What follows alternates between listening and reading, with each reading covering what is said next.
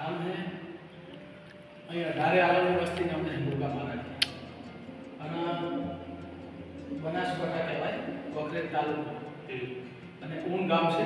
ઊન ગામથી ખેતરમાં 3 કિલોમીટર ભૂગા મહારાજનું મંદિર આવ્યું છે. આમ તો અમારી વર્ષોથી આ સેવા ચાલે છે. અહીંયા આપણે ઊણથી થોડાક જ કિલોમીટર દૂર સોનગઢ કરીને ભોગા મહારાજનું મંદિર છે, તો આપણે ત્યાં જઈશું અને ભોગા મહારાજના દર્શન કરીશું.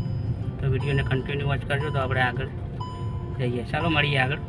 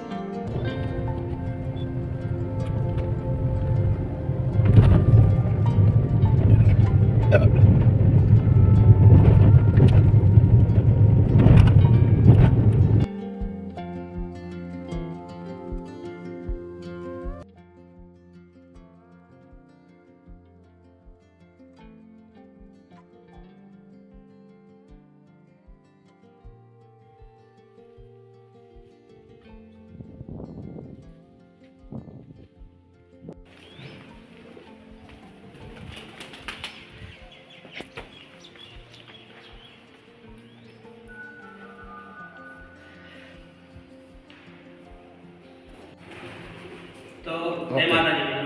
તો આપણે સોનગઢ ભોગા મહારાજના મંદિરે આવી પહોંચ્યા છીએ. દર્શન કર્યા. મંદિરની આપણે થોડી ઘણી માહિતી લઈશું, તો વિડીયોને કન્ટિન્યુ વોચ કરજો. તો આપ જણાવો.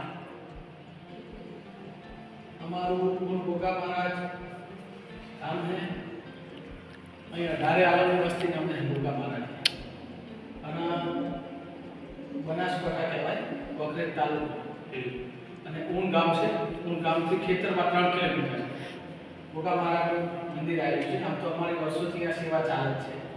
વડીલો પહેલાં ગામમાં સ્થાપનાથી ગામમાં પહેલા ભોગા મહારાજ, પછી અહીં સ્થાપના કરીને 25 વર્ષ થયા.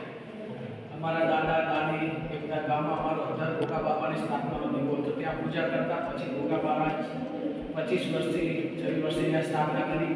અત્યારે 18 અલગની પબ્લિક આવે છે. જે જેની મનોકામના હોય ભોગા મહારાજ એનો વિશ્વાસ વધુ કરે છે. આ મંદિરને નવા અહીં ખેતરમાં 25 વર્ષથી આવા નવું મંદિર બનેને 4 વર્ષથી આ 2025માં જ અમે પ્રતિષ્ઠા કરી. બીજા મહિનામાં 5, 6, 7 અને બાપાના આશીર્વાદથી જે લોકોની ભાવના હોય, શ્રદ્ધા હોય પ્રમાણે ભોગા મહારાજ શ્રદ્ધા હોય